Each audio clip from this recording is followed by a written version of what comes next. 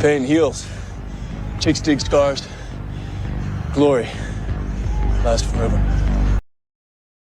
WNBA has put itself in serious trouble. You know the news by now. They have finally admitted Caitlin Clark is done for the season. We have seen an entire year of, well, for when she played, the constant attacks on Caitlin Clark on the court, of which, of course, the referees did absolutely nothing, and on and on and on. Welcome back to the channel. Thank you for being here. Appreciate all your support. Hope you're having a fantastic day. Shout out to the 19. Now, one thing we've struggled to get often for some of the major games is the TV ratings. And we have the most recent one here that I can find. This was, where is it? I'm losing it. Fever Mercury. As far as games go this season, that's a big one.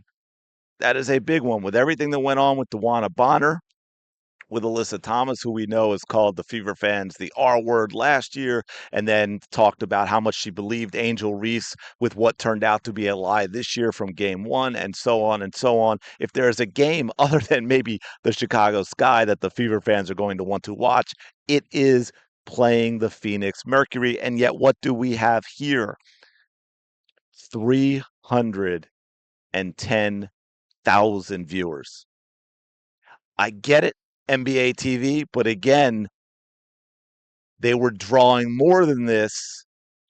People, I think, have finally given up when they got the news that they basically feel like they've been lied to for a couple of months. That Caitlin Clark is not coming back in any way, shape, or form. And the team gives the vibe of, we've been lying to you about this. We knew about this. And also, it seems Caitlin Clark maybe thought she was coming back or trying to come back, but you get the vibe that the team that Stephanie White, when I say the team, I don't mean the players, okay? I'm talking about the organization. The Amber Cox, the Kelly Crosskopf, the Stephanie White seem like they don't want Caitlin Clark back this season. That's the vibe, fan. I'm just telling you, that is the vibe fans have been getting, and they have said, you know what, enough is enough. They've tuned out. I had comments. Look, on a personal note, I got to tell you, this as much as I'm always going to give you the truth in terms of the facts and my real opinion, whether you're going to agree or get angry or whatever it is, I'm always going to give you that. But yeah, I mean, I'm not going to lie and say this doesn't affect me either. I mean, this hurts. I had people on the oh man, video the other day commenting like, "Oh, hey, I love your channel. It's great. I'm done. Maybe see you next February, next April, whatever." I'm like, well, if enough of you do that, this channel won't be here then. But that's another story. But to put this in a little more context, because NBA TV obviously is not as many homes, the ratings are usually lower. But I believe, correct me if I'm wrong, from everything that I found and from other videos that I've done, that the Indiana Fever with Caitlin Clark, I think, averaged 600 and some thousand on NBA TV, if I'm not mistaken, last season. So this is a big drop. They averaged more than this on games earlier this season as well. So this is before the news, but it was at that point where people were probably saying, you know what? This is it. Caitlin Clark's not coming back. We know she's not coming back. They're just not telling us that she's not coming back. Everyone feels like they've been strung along, and that is why also Caitlin Clark's traveling with the team, because they want to get the fans there. They want to keep the fans' hopes alive that they're coming back. So the fans are like, well, I'm going to continue to support the team because Caitlin Clark's coming back, and Caitlin Clark's at the game, so I'm going to watch on TV, and they're going to show her on the sidelines, and she's going to sign autographs before and after the game for the fans that are showing up. So hopefully they still show up. But we also had, let me, if I have this correctly, let me just double check here. We have, I want to give you just real, I don't want to go through a lot, but let me just see if I can pull this up real quick for you.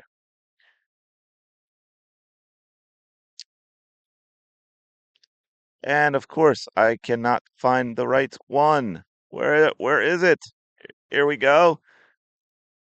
All right, you should be able to you should be able to see this now.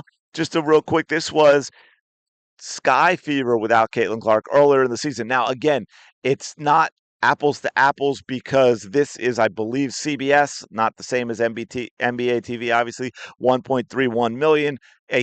Do I have that right? Yeah, it is CBS, and it's 1.31 million viewers. So that's going to be different than NBA TV, but that is still a number as huge as that is for Caitlin Clark when she was playing and we're playing the Chicago Sky, or you look at just the games early in the season where even though the average last year was 1.18 million, it was building momentum over time. And that was, of course, brought down by games on Ion games on NBA TV, although the Ion numbers started skyrocketing. But it's not apples to apples with CBS versus NBA TV, but I can tell you earlier this season when Caitlin Clark was playing, although there might have been one game when she was out, but it was one of those where it's I think one of the first time she was out, and you expect she's coming back soon. And they were drawing over 2 million consistently. There were a handful of games at the beginning of the season that were national games that with Caitlin Clark were over 2 million viewers. You see this at 1.31, and then of course later on, let me see. Okay. Up later on, we have, this is later in the season. I showed Suns Aces, 180,000 on NBA TV. Dream Mercury, 160,000 on NBA TV.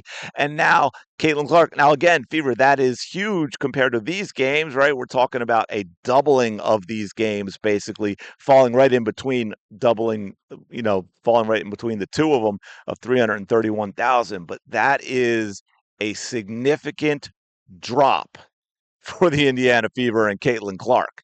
Now, and when I say that, I mean that's a significant drop even without Caitlin Clark playing, because again, they've gotten to the point now, I think, where the fans were saying, you know what?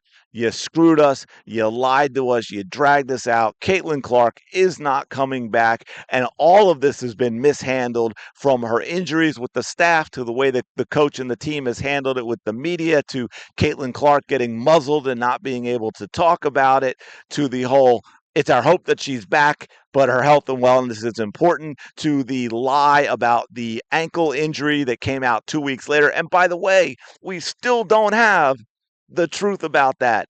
The two Indiana Fever beat reporters that we all know gave different stories about the ankle injury. It also seems to me that there was a lie as to when the ankle injury occurred, talking about it being a practice and doing defensive drills, which you're not getting a bone bruise on your ankle from doing that. You may turn it and tweak it that way, but you're not getting a bone bruise. But you know where you might get a bone bruise is when your coach kicks you really hard there or stomps on you really hard there, like in that video we saw from that game when her coach did exactly that.